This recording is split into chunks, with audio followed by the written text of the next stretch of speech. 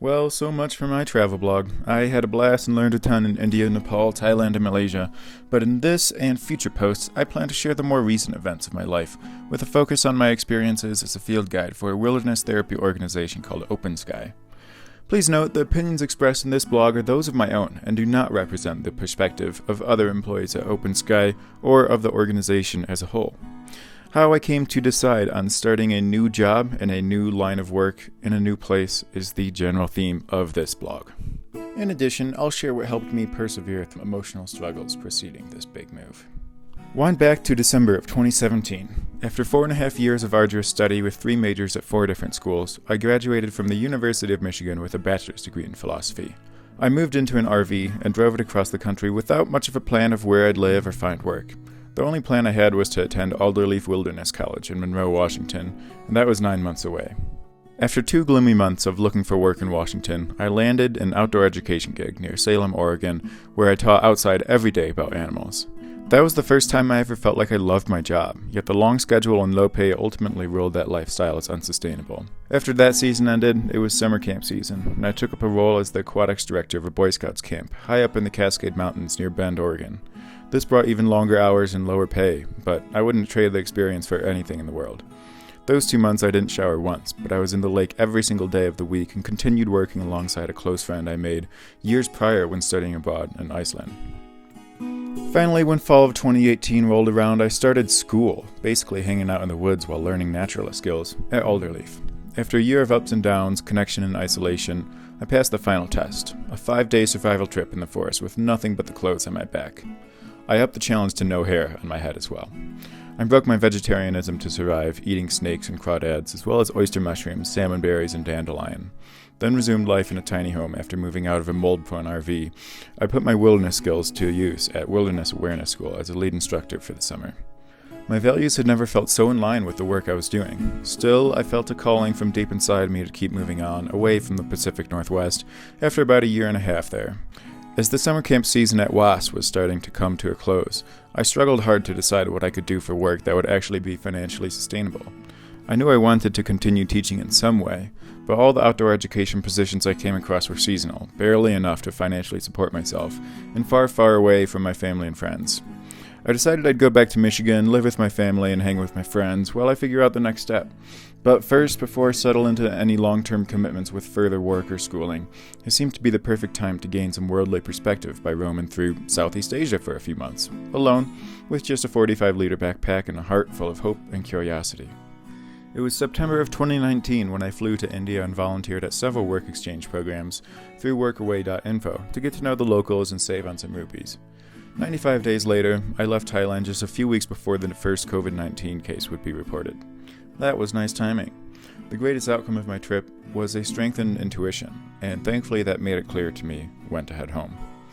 You can read all about my travels in India and some of my travels in Nepal in my previous blog posts on this site. Having shaken off my nomadic jitters, I moved back into the suburbs of Detroit. It was worth it to spend time with family and friends, but I knew it was temporary. Then COVID hit, so goodbye social life for a few months. Longing for work that's meaningful and this time stable, pandemic-proof, and financially sustainable, I decided to try out teaching in a Montessori school. Wasn't sure how much I'd thrive in an indoor setting, but I supported many of the core tenets of Montessori education, such as peaceful conflict resolution, allowing for freedom of choice and expression, and encouraging intrinsic motivation by eliminating grades. Figured it was worth a shot.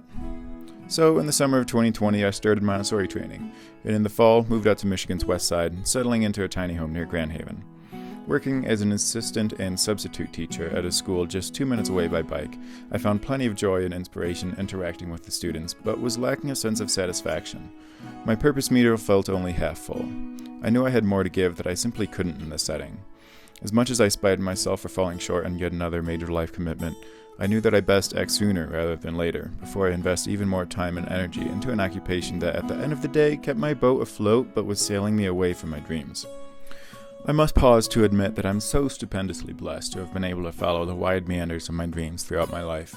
Loving thanks go out to Mom, Dad, Kathy, Paul, Christy, Johnny, Nikki, Alec, Ben, and all the other family and friends who showed me love and support in pursuing my greatest aspirations.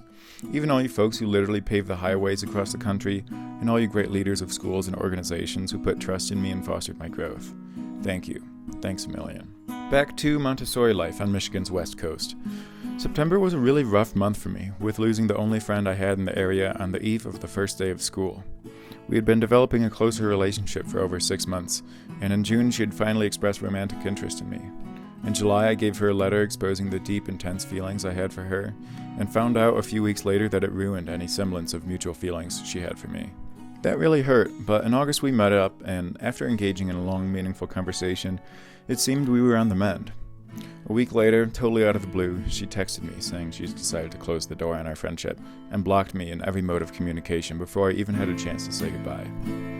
At first I felt dismay, humiliation, devastation, and remorse, but after some time it became evident that these emotions had more to do with feeling like I kept failing at following my dreams and progressing in line with my destiny than with losing my friend. As I eased into this realization, so too did immense guilt ease into my being, reminding me that I had been given so much, yet was struggling so hard to figure out how to best give back. To friends and family, to community and society, to earth and sky.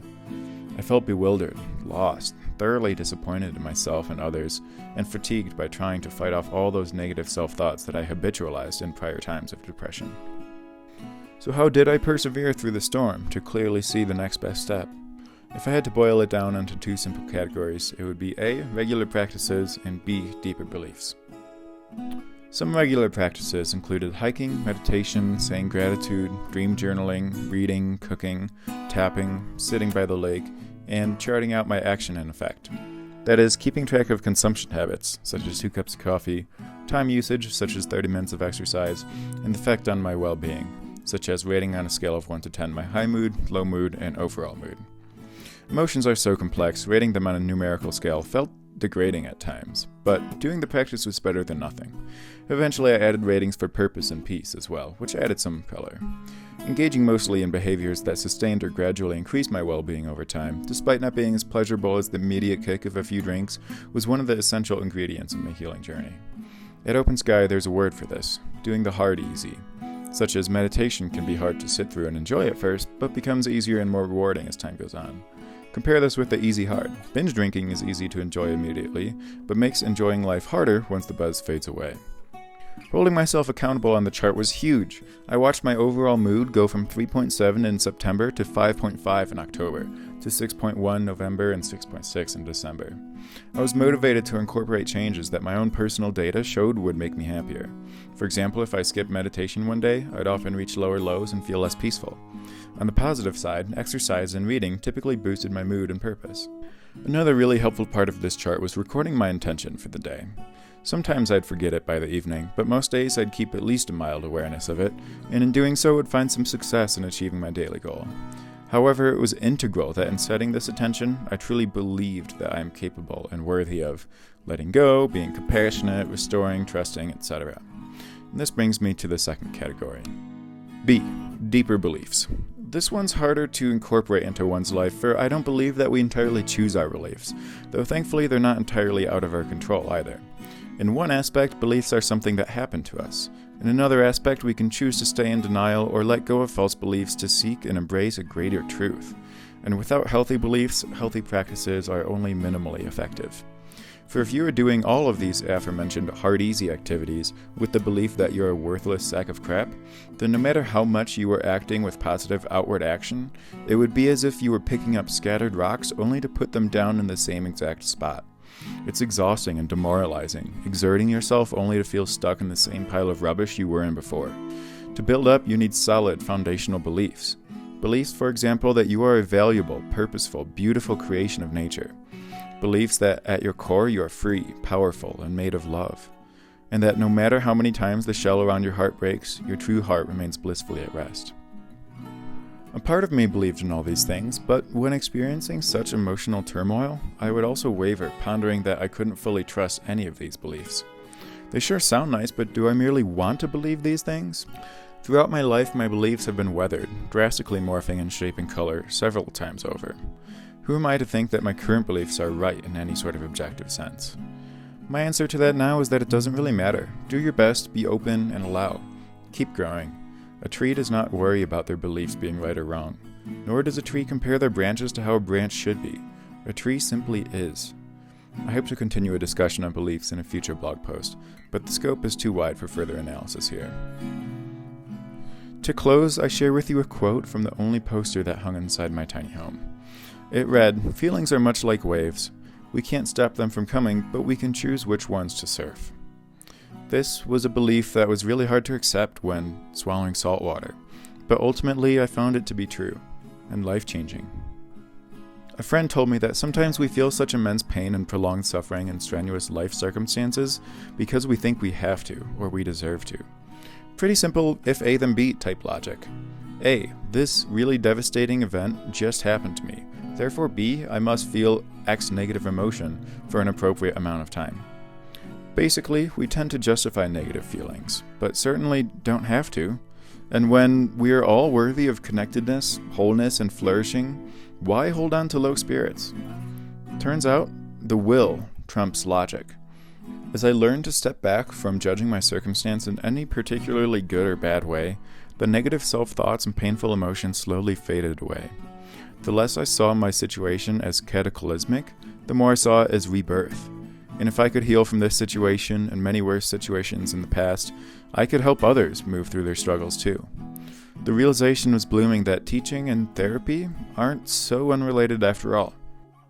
The waves, they were still relentless, yet I was getting better at letting the dissonant ones crash and dissipate, and freely surfing those that harmonized with my heart. Cheers.